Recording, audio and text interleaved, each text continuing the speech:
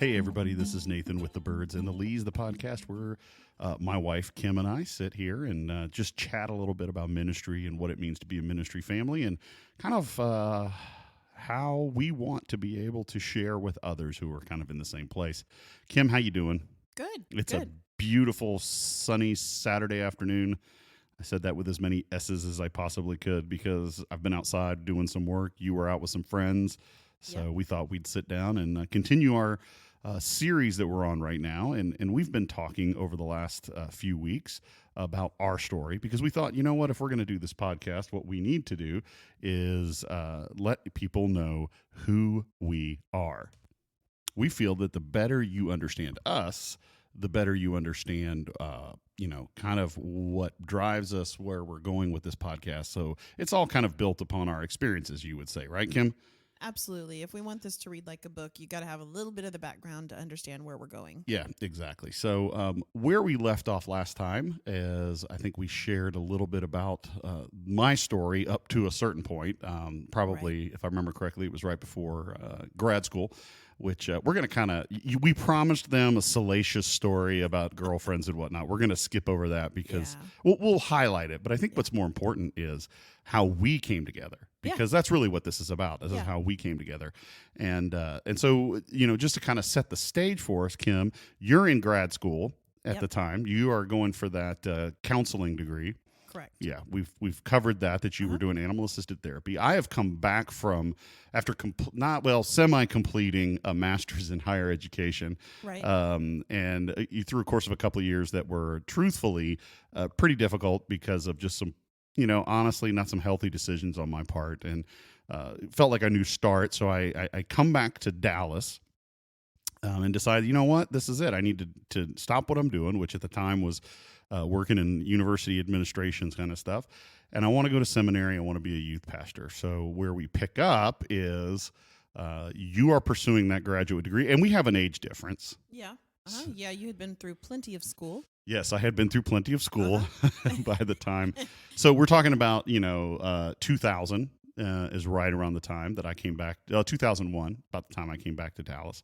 Started at Dallas Seminary. I'm interning at my home church in student ministry, which was great. And that was real quick, we should probably give them you said there's an age difference. Okay, there is an age difference. We never addressed that. Okay, so between Kim and I, there's about a 5-year age difference. So, which doesn't really play into things unless when you're talking when we're younger. But we didn't really give dates and times, so it's okay. Yeah. But there's about a 5-year age difference. It feels really awkward when Nathan talks about his elementary experience, and I start to think about I was still in preschool when he was graduating elementary. Yes, you were still in preschool. So. Which does lead to some things that contribute to you and I meeting. So, at the time, Kim, okay, so you're in grad school. How did you feel about kind of where life was going for you? I was really excited. You were really excited? A lot of opportunities in front of me. Really loved the counseling field and all the different opportunities I had for that, whether it be working in my own private practice or working at a school, just lots of options. Yeah. And I think that's kind of where I was. I had this track that I was on with higher education, and then the seminary thing came into my head that, ultimately, and we can go into this later, why did I decide to go into ministry? Because that's a much longer story. Because I think every one of us that's involved in ministry, we have a passion, we have a calling, we have a desire.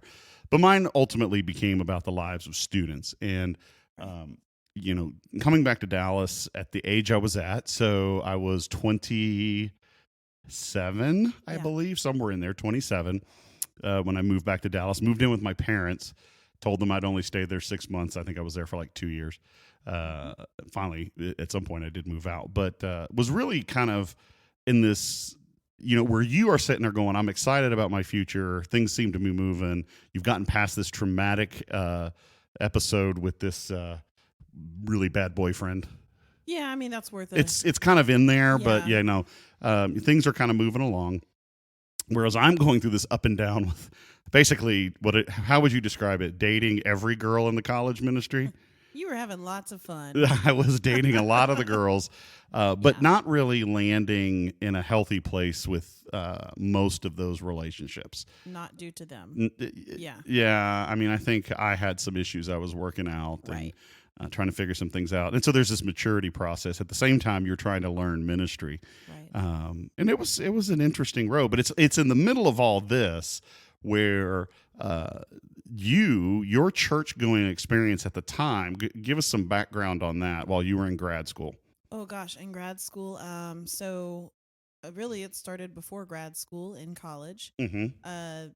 I was part of a church that decided to move from a local community college to a larger local university. I highly disagreed with that because they were Yeah. looking the way they presented it.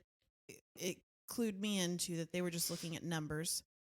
Um, I disagreed with that and was pretty much asked not to come back. Yeah, you kind of highlighted that in your second part that Yeah. it was a little bit of a negative experience because It was essentially hard. raising your voice meant don't come back.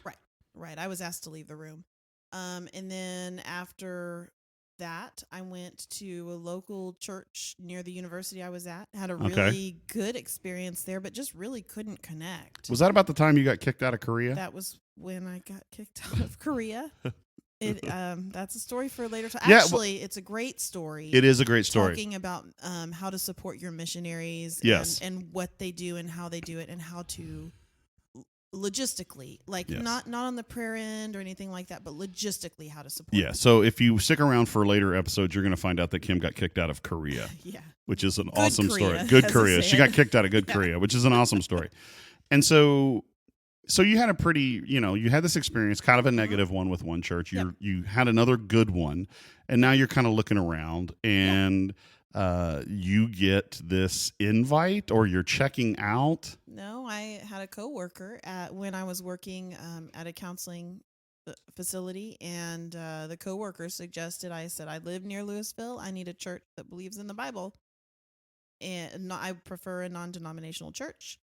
And was immediately sent to the church we met at.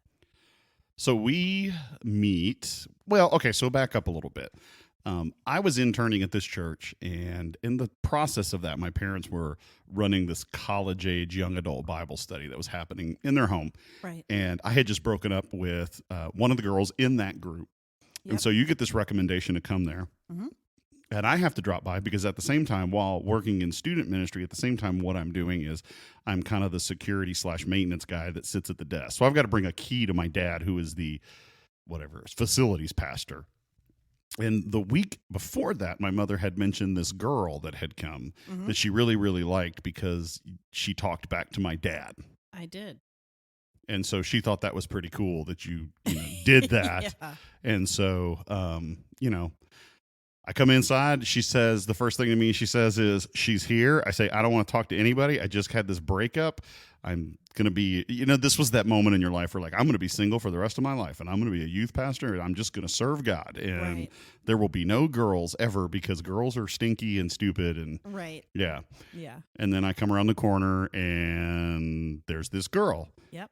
And I start talking with her, and we often go back and forth, and people think about, what was it you thought when the first time you ever met your wife or husband or whatever. Yeah. So you get to go first. What was the first thing you thought when you met me? Oh, I didn't know I was going to be asked this. Oh yeah, see, that's the best thing, because surprise comes, and then you get that spontaneous question. I was just excited to get to meet someone new. Oh, okay, well, yeah. I was maybe expecting a little bit more, but that's okay. That's okay. I mean, you're talking first. You don't. If you're that, yeah. You're talking first moments. That's what I thought. Okay. There's somebody new. Okay, that's cool. I'm totally cool.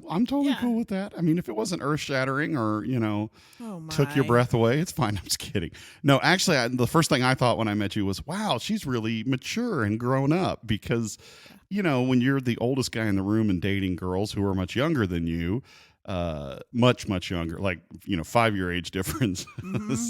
Mm-hmm. I had a really bad habit of not confirming how old a girl was before. Yeah. Now, at all times they were all out of in college, but There was never anything that I did that was like, Illegal. illegal. But, Yeah. sometimes you just assume somebody's older than they really are. And so, Hmm. yeah, I had this bad tendency to assume that. But I met you, and I just remember that this girl who was very mature seemed to have her life kind of wired together, and that was very, very attractive. And we immediately fell in love and went out on our first date and got married, right? Nope. Nope. So, Nope. no, it's a little more awkward than Yeah.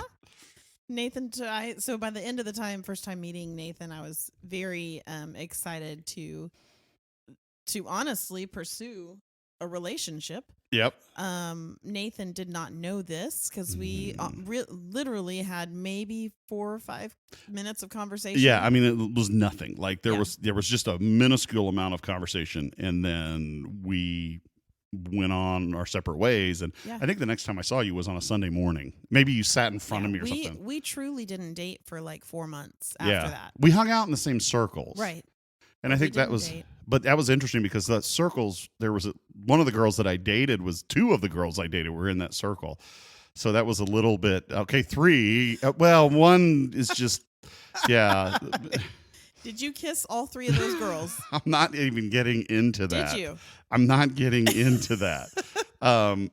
Let's just say that I may have not been as mature and handled things as I should have. Let's say that. Let's just go with that. Okay. So I'm dealing with probably some arrested development kind of immaturity, and then we meet and we hang out for a little while, and then suddenly one night I am clued in that I should ask you out on a date because Yeah. you told me to. Yeah.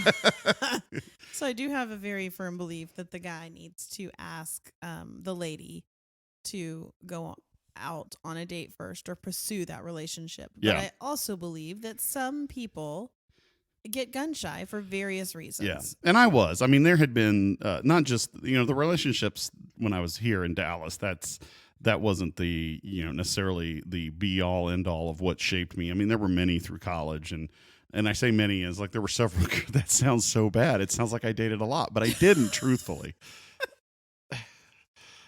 Yeah. this There is were super. So many. This is super awkward talking about this. Hey, Nathan, No. do you know what to do with your hands right now? No, I don't. So anyway, all that to say is I had not, me personally, progressed or matured in relationships to where I needed to be at my age. So Right. I think you asking me to ask you out, or telling me Yeah. rather, was good because it did alleviate some of that nervousness. But it also, to me, said you were serious, right? Yeah. I mean, it was good confirmation to know that, hey, you know what, she actually is interested, and that's fine and that's good. And I think that does actually contribute later on, because I do have this strong sense throughout life of wanting to have a firm and confident knowledge that people accept me. Right. And that was what you saying that was very. It was neat to hear that somebody would sit there and go, no, you need to do this, because if you don't, I'm either going to move on, or I'm going to be disappointed, or I'm going to be frustrated. But And to be clear, it was just a very frank conversation. We had known each other for a while, and I literally said, "Hey, it looks like we have a lot of the same body language going on. I feel like there might be some interest, some common interest in each other." yeah.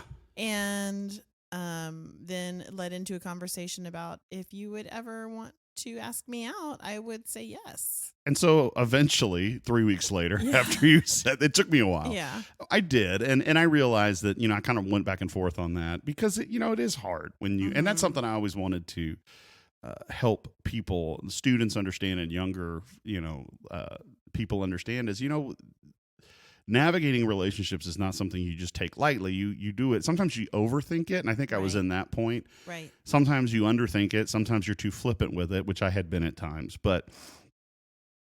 Ultimately I did. It was kind of like I was headed out to camp for the weekend, and I said, Yeah. if I don't ask this girl out, I'll probably regret it for the rest of my life. Yeah. So we went on our first date on November 6th, Mhm. 2003. Yep. Do you know why I know that? Because it's a year to the date that we got married? Yes, because 1 year later, on November 6th, 2004, Yeah.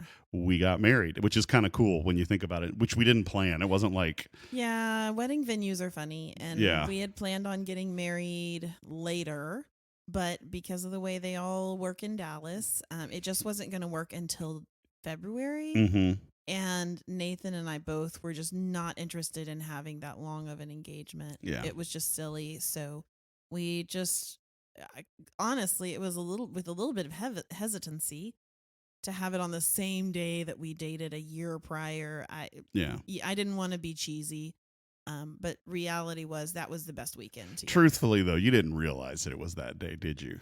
Maybe not. No, you had no idea. I was the only one that realized that. So you can say there was hesitancy, but I was really. Well, I do try to shy away from cheesiness. You do. You don't like So- cliche and cheesy. So I get when that. I realized all that had gone down, there was a bit of a gut reaction to Yeah. just not just have a different weekend. Just wait until February. But Yeah. Well, and you know, we were at an age where, you know, everybody talks about, oh, they dated 2 years. We dated 6 months. And you know, there are times where I kind of wish I had done some things better. You know, I wish the proposal had been, you know, I always look back, I wish the proposal had been a little bit better, but you know, somebody made me worried that all of a sudden you were going to say no. So I pulled the trigger because I was nervous. And Yeah. I'm tend to be that way. So somebody Yeah. took advantage of my neuroses. But at the same time, it was still, hopefully, it was for me special. very memorable. Because the dog was jumping in the background. Yeah, the dog was jumping in the background and you wouldn't give me your hand. Well, I was excited. You were excited. But, you know, it was, you know, we can talk about the wedding, which was all awesome, right? I mean, we can all tell these anecdotal stories. Yeah, And it I was good. felt like it was all good. The honeymoon was great. We went to Colorado. We have funny stories with that. But, you know, you think about those first few years. And I think most everybody, unless they have just this burning desire to just get rolling on a family, they take some time. Yeah. But we, on the other hand, had a little bit of a different start. Nothing out of line, nothing but, you know, we we knew our life was going to take a different path. Mm-hmm. Yeah. Yeah. You want to share that one, or do you want me? Do you mean with getting pregnant? Yeah, getting pregnant. So the history on that is I had been told by multiple doctors that it would take a while to get pregnant. And the reality is we needed to be ready to adopt. And have kind of a little, at that time, adoption was a little bit different. It would take 2 years or so to prove you couldn't get pregnant, which would put you in better standing to adopt. And in turn would be, it would be about a 3-year process before we ended up with kids. Well, we were like, and so, you know, we had a conversation, and this is about a month and a half after we're married, I think, or a month after we're married. And we thought, okay, well, if this is going to be the case, it's obviously this is going to be a long road. There's, you know, nothing hurts trying and just seeing what happens. And it would start the 3-year process. It would start the 3-year process. Which would allow us to buy a house, go to Europe, do all the things to get ready yeah, for a child. In this getting ready, we would be able to do all these things. And then I just remember coming home one day and you had been really agitated and very upset. And, you know, you have those days as a couple where you come in and things are off. You don't know. You're arguing, you're bickering. And I just remember getting so fed up that I finally said, you know, what is going on? Why are you acting like this? And you threw a pregnancy test at me. I did. And when we say throw, you know, it's not like when you see these videos of pregnancy announcements and they're like, I'm pregnant. No. Yeah, you were in tears and you threw it at me. I was very frustrated. Yeah, because you know, and that leads us to a lot of what our story is going to be about is expectation versus what ends up happening. You know, we had anticipated this was going to be this long process, right? And it was a wonderful thing, but it didn't happen the way we had anticipated it. And so a lot of our story, I feel like, is this expectation versus the reality and having to kind of set aside one for the other. Right. And I think everybody has that in their marriage, but it just feels like at times it's been much more drastic. I think it's hard in ministry for those scenarios to play out because often you feel alone. And not because if you tell one person, at church, the whole, 600 people find out, or Yeah. however big your church is, no matter what your position is, whether you work at a front desk or you work as a pastor, the whole church is going to find out. So you can be alone at times in a Yeah. lot of scenarios, and it can be overwhelming because what if?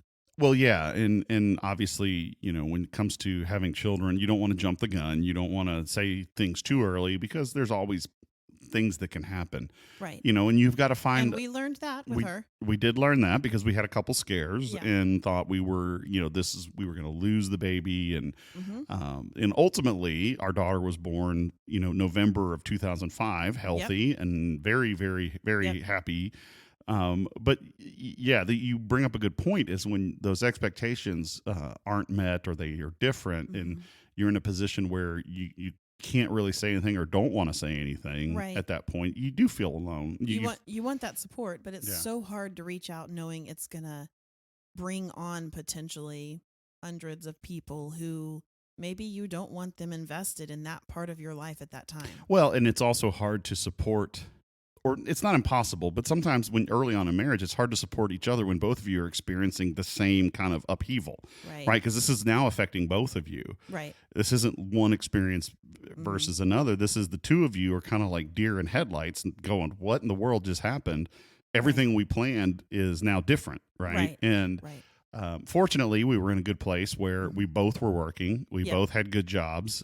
We were taken care of. So it wasn't it wasn't necessarily okay, what are we going to do? We can't Right. afford this. It was okay. Our insurance is good, and Yeah. we can have a baby, and we're doing all right. And we might have to make some adjustments, which we did ultimately. I mean, all this kind of Yeah. kickstarts. All those things we wanted to do. Buy a house and all Mhm. that got accelerated.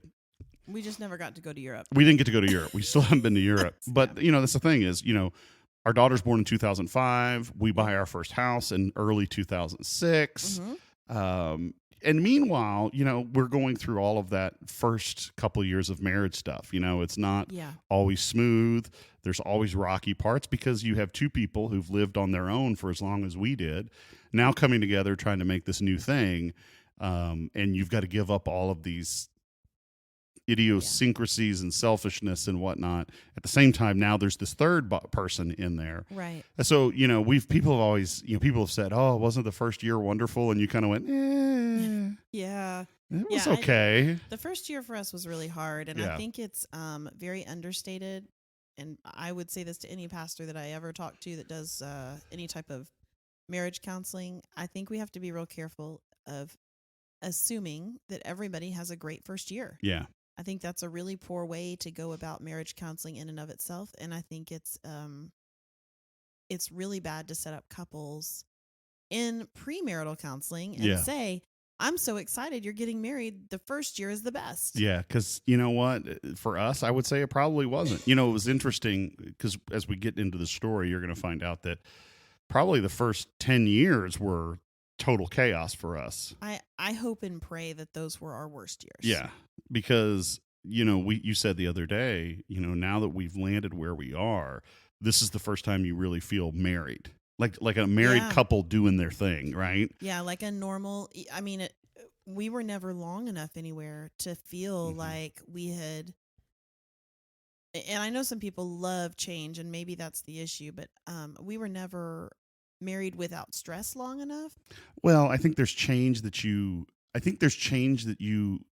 choose, Right. and then there's change that's kind of thrown on you. Right. And I think a lot of ours, the majority of ours has been change that's been thrown on us. Right. And we have to adjust to that. And, there's some big moments that we'll get into again coming up, because right now what we have is as difficult as this is, or these first couple of years or 2 years were, this is the calm necessary. This is kind of the Yeah. calm before the storm. And we're, there was a lot that went on in the calm. yeah, there's a lot that went on in the calm. People argue, people fight. We learn things about ourselves. We had one or two grandparents pass. We had one family uncle. deaths. We had we moved moved twice. twice. Yeah, we did a lot. Yeah. Bought cars, and Right. went in. You had a job that at one point was so stressful you ended up having to quit. You had to get a doctor's note Yeah. to excuse Yeah. you from your job because it was that stressful while you Yeah. were pregnant. And that includes things like walking into meth labs because you were a social worker. Right. And so there were just a lot of different things that happened. But, in that, you can allow those things to overwhelm, or they can be overwhelming to Right. where you don't feel that connection with one another yet. Right. And that's Yeah. the time you're supposed to be building that. And then Right. all this stuff happens. So I think as we hopefully are honest, we know that, the first, and we've been married 15 years now. Those first probably 12 or 13 were really, really rough. And, Yeah, they and were. each of them, I think each, and that's not to say everything's perfect now, because there have been some low points and, some really big low points. But I Right. think for each of us where we are now is, one, we've always said we're committed no matter what. Nobody backs out, right? Right. As hard as It's it not is, a choice. there's no choice. Mhm. Nobody gives up. Nobody quits. Nobody backs out. That being said, for those who listen, we are firm believers that does not include abuse. Well, yes, that's true. So yeah, I don't want yeah. people to No. think, Don't Yeah. think we're saying you have to stay in a situation where you're in danger. yeah, We're talking about a situation where it's difficult, or you get frustrated. you get frustrated or whatever, Yeah. or it's not that kind of situation. No matter how frustrated we got, nobody quits. Yeah. But as we're going to, and as we have learned, there is a decision. There's a decision at some point where you either are going to throw everything you have into it, or you're just going to kind of coast. Yeah. And if you're going to coast, you're going to go right off the cliff. Off the cliff, I should say. Yeah. Yeah, absolutely. I think there's certainly times when we could have just called it quits, and it would have been Yeah. easier to do that. I can think of 2 times it would have been much easier to just call it quits. Yeah. But Yeah. you know what? That's not what God wants us to do. Right. That's not the commitment we made before Him, Right. was to just quit when it got hard. Yeah. The commitment was, we're going to do our very best to see it through. Yeah. So we're working so Nathan's a youth pastor at a local church, Mm-hmm. and I had essentially moved out of social work and into doing new home sales. Yep. And Nathan, at this point, actually things were going kind of smooth. Things were going smooth. We had purchased a house. We were Yes. living close to the church. Mm-hmm. Both our jobs were good and going places. Yep. I was getting ready to kind of go towards full-time not full-time, a different level Yeah. Different of new level. home sales. And Nathan was pastor, and we, that could go anywhere at any given church. Yep. And then there's kind of an earthquake, Yeah. which we're going to get into in the next episode. So hate to leave you with a cliffhanger, but No, you don't. You love it. I love it, because then you're going to hopefully come back and hear it. Yeah. But yeah, there's a little bit of not even a little bit, a big earthquake, a couple of big ones that happened that are going to shape the next 10 years, really. Yeah. So the next 4 years, so we were on year 2, right, of marriage? We're about year 2, yeah. So year 2 through year 6 or Yeah. 7, depending on how you look at it. Multiple things happen. Yeah, it is a really interesting story. So if you're in ministry, this is the kind of stuff we want you to start feeling encouraged by. Yeah. And that you're not alone. Yep. This is the stuff we want to find a common ground. But yeah, there's going to be an earthquake or 2, maybe 3, possibly 4.